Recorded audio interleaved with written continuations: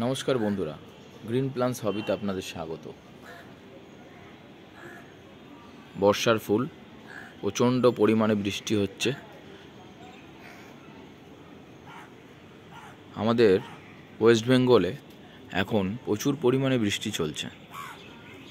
দেখুন বন্ধুরা, তার মধ্যেও কত সুন্দর কাঠচাপার ফুলগুলো উঠেছে।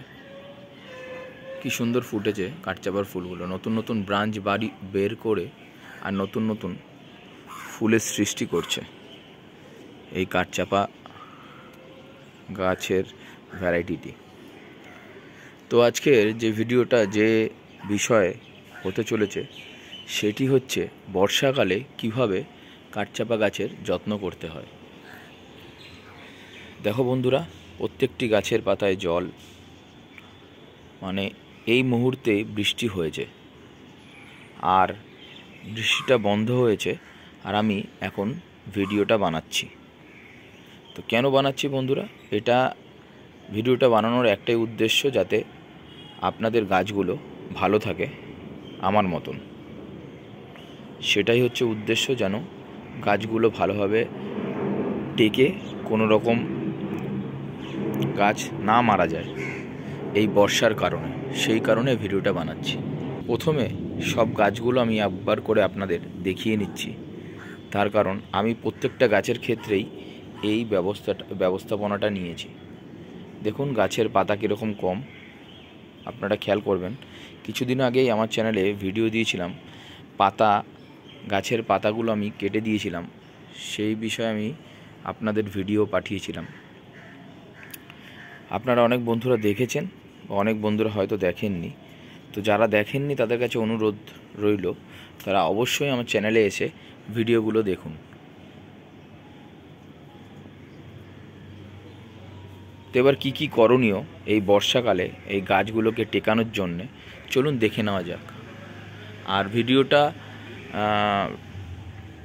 মধ্যে আমি বলে নিচ্ছি প্রথমেই, যে যেসব বন্ধুরা প্রথম আমার চ্যানেলে এসছেন, যারা আমার চ্যানেলটিকে সাবস্ক্রাইব করেননি, তাদের কাছে অনুরোধ রইল যেন অবশ্যই আমার চ্যানেলটিকে আপনারা সাবস্ক্রাইব করে নেন। তাতে আমি নতুন নতুন ভিডিও দিতে আগ্রহী হব। চলুন দেখে নেওয়া যাক। এই গাছেরও কড়ি চলে এসেছে, কড়িগুলো বড় হয়ে গেছে এবং ফুল ফুটবে। দেখুন বন্ধুরা, কত সুন্দর কড়ি হয়েছে। তার মধ্যে বৃষ্টিতে পাতায় ছোপ ছোপ দাগ দেখা দিয়েছে।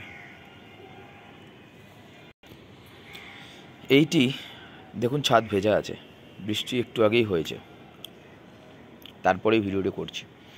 দেখুন কত সুন্দর এই গাছটিকে। দেখুন প্রত্যেকটা টবেই আমি সেই ব্যবস্থা নিয়েছি, এবং যেসব টবগুলোতে ডিস্টার্ব হয়েছে সেগুলোতে ওই বস্তা আটকে যেভাবে আমি ব্যবস্থাপনা নিয়েছি সেটা আপনারা জানেন, এবং আমার চ্যানেলে গিয়ে ভিডিওটা দেখলেই আপনারা ওরমভাবে ব্যবস্থাপনা নিতে পারবেন। তো চলুন আসল কথা বলা যাক। গাছের মাটিটিতে লক্ষ্য করুন, মাটিটি এতটাই ওয়েল ড্রেন করা হয়েছিল যাতে কোনো রকম বৃষ্টির পরেও কোনো এক ফোঁটা জল যেন না দাঁড়াতে পারে, টবের তলা দিয়ে বেরিয়ে যায়। কিছুদিন আগে খাবার প্রয়োগ করেছিলাম হাড়ের গুঁড়ো, অল্প পরিমাণে ভার্মি কম্পোস্ট। আমি সাধারণত নাইট্রোজেন খুব কম পরিমাণে দিয়ে থাকি।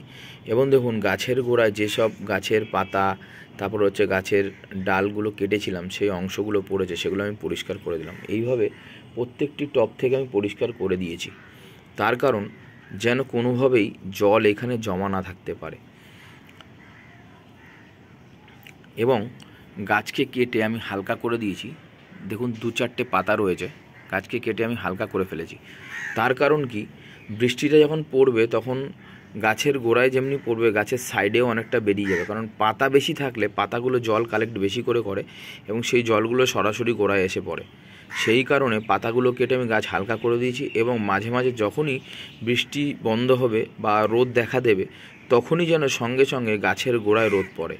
গাছের গোড়ায় রোদ যদি 1-2 ঘন্টার পরে, তাতেই এই জলটা অনেকটা টেনে নেবে এবং গাছের গোড়া পুরোপুরি শুকিয়ে যাবে।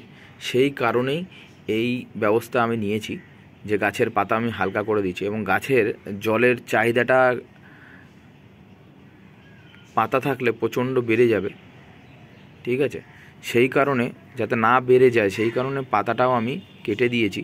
এমনিতেই প্রচুর পরিমাণে জল এখন বৃষ্টির সময় গাছের গোড়ায় থাকে, তাতে গাছের ক্ষতি হওয়ার সম্ভাবনা থাকে। সেই কারণেই এই ব্যবস্থা নেওয়া, এবং রোদ যেন গোড়ায় এসে পড়ে, সরাসরি রোদ যেন গাছের গোড়ায় এসে পড়ে, কোনো রকম ঘিঞ্জি না থাকে। সরাসরি রোদ পড়লে গাছের জলটা খুব তাড়াতাড়ি টেনে যাবে গোড়া থেকে। আর যেটা হচ্ছে কারণ, আপনারা দেখলেন মেঘলা আকাশ, বৃষ্টি নেই, মোটামুটি 2-3 ঘন্টা 4 ঘন্টা মতন বৃষ্টি না হবে, সেরকম সময় পেলে আপনারা অবশ্যই ফাঙ্গিসাইড স্প্রে করবেন। এখন টানা বৃষ্টি হচ্ছে, টানা বৃষ্টি বলতে মাঝখানে বিরাম দিচ্ছে হয়তো খুব বেশি হলে 1-2 ঘন্টা। সেই কারণে এরকম যদি 1-2 ঘন্টা বিরামও দেয়, তাতে যদি দেখছেন যে আপনাদের 4-5 দিন ধরে টানা বৃষ্টি হচ্ছে, তার মধ্যে 1-2 ঘন্টা মাঝে মাঝে বিরাম পাচ্ছে, তো 2-3 দিনের মধ্যেই আপনারা এই কাজটাই করবেন যে আপনারা একটু ফাঙ্গিসাইড স্প্রে করে দেবেন গাছে। তাতে কি হবে, গাছের গোড়াতে বডিতে তো ফাঙ্গিসাইড লাগাই থাকবে, এবং গাছের গোড়াতে যেসব শিকড়গুলো দেখতেই পাচ্ছেন আপনারা, বর্ষার সময় এরকম করে গাছ শিকড় উপরে উঠিয়ে দেয়, কাঠচাপা গাছ, এই শিকড়গুলোতেও ফাঙ্গিসাইড লাগবে, তাতে গাছকে ছত্রাকজনিত রোগের থেকে বাঁচাবে। আর বর্ষাকালে সাধারণত এরকম গাছের পাতায় ছিট দেখা যায়, এরকম কালো দাগ দেখা যায়। তো বন্ধুরা, আপনারা এই কালো দাগ নিয়ে কখনোই ভয় পাবেন না। তার কারণ হচ্ছে এই কালো দাগগুলো এই অতিরিক্ত মাত্রায় বৃষ্টির জন্যে হয়। আপনারা মাঝে মাঝে ফাঙ্গিসাইড স্প্রে করুন, তাতেই হবে। আর গাছকে এখন এই মুহূর্তে কোনো রকম খাবার দেওয়ার দরকার নেই, তার কারণ হচ্ছে বৃষ্টির জলে প্রচুর পরিমাণে খাবার থাকে, সেই কারণে গাছকে খাবার না দিলেও চলবে। আর আমার গাছের গোড়ায় যেসব খাবারগুলো দেখলেন সেগুলো আগে দেওয়া আছে, 1 মাস আগে দিয়েছিলাম, তখন এরকম বৃষ্টি ছিল না। তো এখন খাবারগুলো কিছুটা রয়ে গেছে, আবার আস্তে আস্তে ওগুলো মাটির সঙ্গে মিশে যাবে মাটির সঙ্গে। তো এই ছিল আমার ভিডিও, আমি বেশি বড় আর ভিডিওটা করব না। তো আপনাদের যে জিনিসটা দেখানোর ছিল সেগুলো দেখিয়ে দিলাম। আর অবশ্যই গাছের গোড়ার থেকে পাতা, গাছের ডাল কাটা এইগুলোও কিন্তু পরিষ্কার রাখবেন, গাছের গোড়াটা একদম পরিষ্কার রাখবেন যেন হাওয়া খেলতে পারে এবং রোদ যেন সরাসরি এসে গাছের গোড়ায় লাগতে পারে। এটাই করণীয় বর্ষাকালে আপনাদের।